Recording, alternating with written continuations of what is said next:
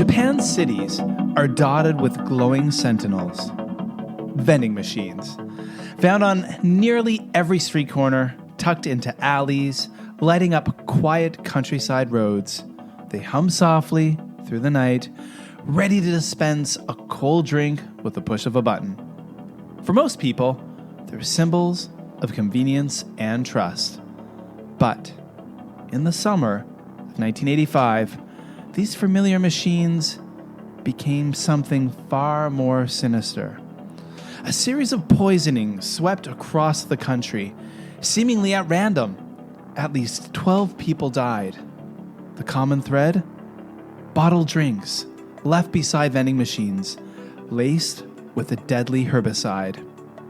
You're listening to Supernatural Japan, and this week we're diving into a chilling case of the Paraquat Murders, a real-life mystery that sparked urban legends and nationwide fear in Japan. Was it the work of a single madman, a calculated act of terror, or something darker that still lingers today?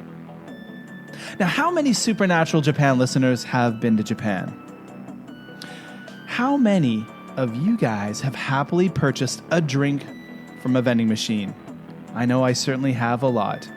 If you've been to Japan, I bet you have too.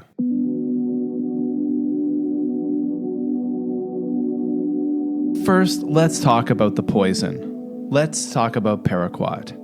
I'd never heard of this before. I'm sure you probably didn't either. It's a potent herbicide, commonly used in farming. It's so deadly that just a sip can cause multiple organ failure. No antidote, no mercy. And death by Paraquat isn't fast, it's agonizing. Victims often died from pulmonary fibrosis, their lungs hardening until they could no longer breathe. And in 1985, this chemical wasn't locked in a lab or remote village. It was hiding in plain sight in vending machine drinks.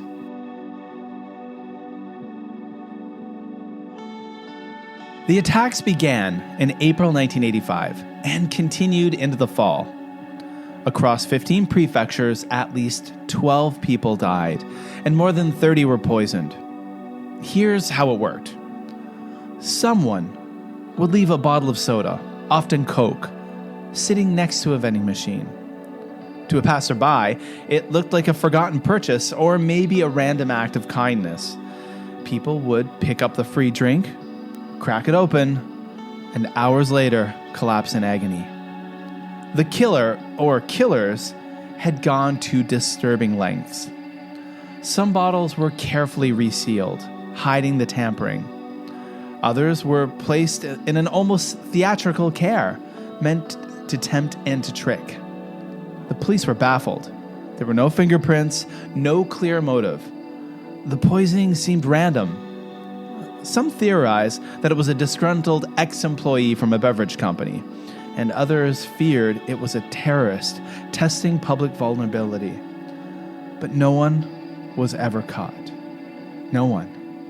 And by the end of the year, the murders suddenly stopped. Just ended. As if the killer had vanished into thin air.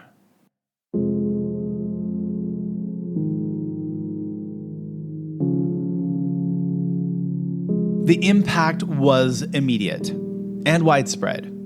People stopped trusting vending machines. Sales plummeted. Beverage companies went into damage control. And police across Japan posted warnings, "Don't take drinks left behind." The entire nation became gripped by paranoia. Something so mundane, grabbing a Coke on your way home, had become deadly.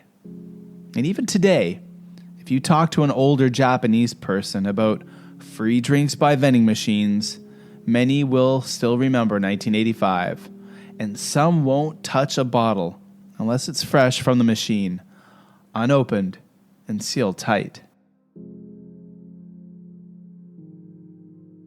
And as the case faded from the headlines, the whispers began.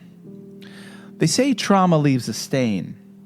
Fear can root itself so deeply in the collective memory that it transforms into something else entirely. A ghost story. A warning wrapped in a myth. In the years after the Paraquat murders, a new kind of folklore emerged. One deeply entwined with Japan's unique relationship with the supernatural. One story tells of a woman in a pale summer dress, seen only after midnight. She stands beside a vending machine, silent, holding a bottle of cola in both hands. If you take it, she smiles and then disappears. A few days later, the person who accepted the drink falls deathly ill. Some say she's the ghost of a murder victim, someone who picked up the wrong bottle in 1985 and now wanders, reliving her final act. In another version, kids dare each other to summon the vending machine ghost. The ritual is always the same. Leave a 100 yen coin in the return slot. Walk away. Don't look back. If you return after an hour and find a drink has appeared, you're not supposed to touch it. That bottle, they say, doesn't belong to the living.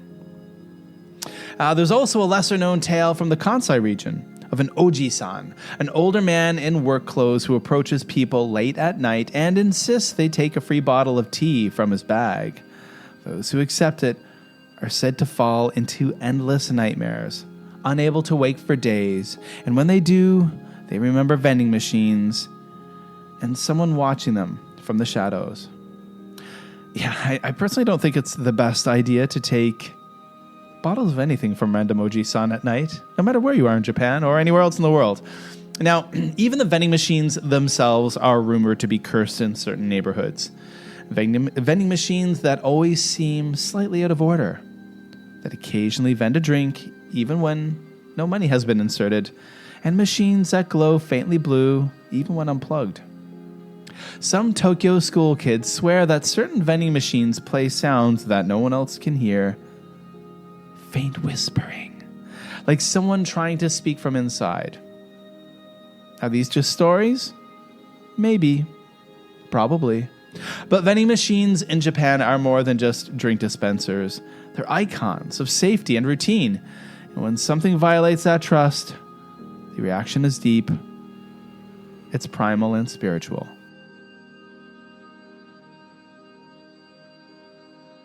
What makes this case so terrifying isn't just the randomness or the poison itself. It's the fact that no one was ever caught. No confessions, no charges.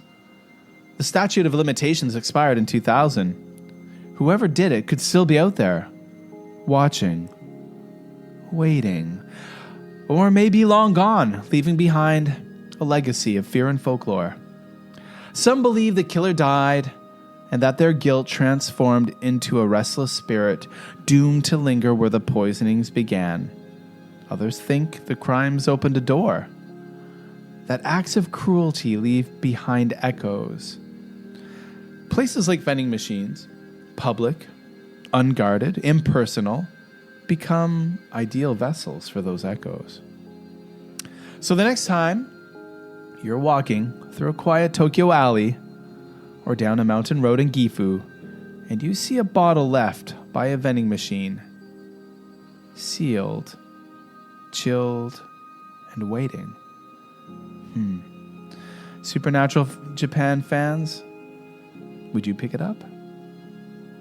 I don't think I would.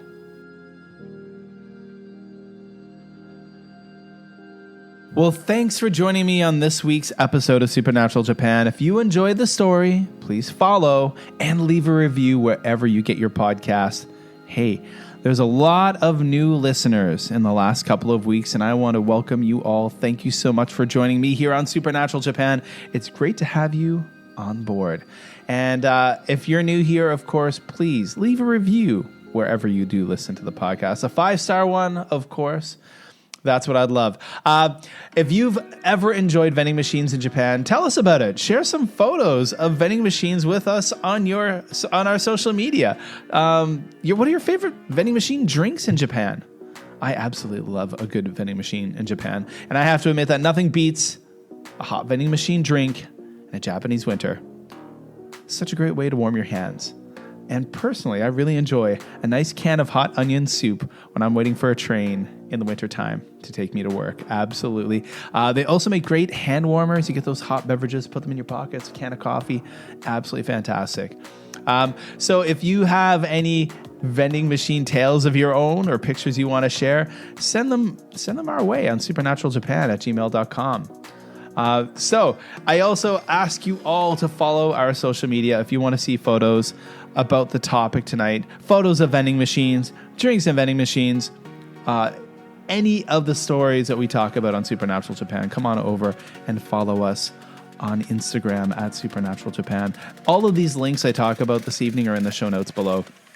Of course, you can follow me, Kevin O'Shea, your host, over on Blue Sky and X @MadForMaple. Those links will be below as well. Of course, please email the podcast supernaturaljapan@gmail.com. We're all over the place, folks. We're all over the place. Now, one thing you can do if you're enjoying the show and you're new to it, you can always buy us a coffee. There is a link down below. You can buy us a coffee. Any donation you make, big or small, goes into making this podcast a lot better. We have a Facebook group, of course, facebook.com/group/Supernatural Japan. The links are below. Come on over and join. So many things you can do. Well, that's it for another episode of Supernatural Japan. I'm glad you stopped by. And remember, everyone, stay safe and don't trust free drinks. I'll see you next time.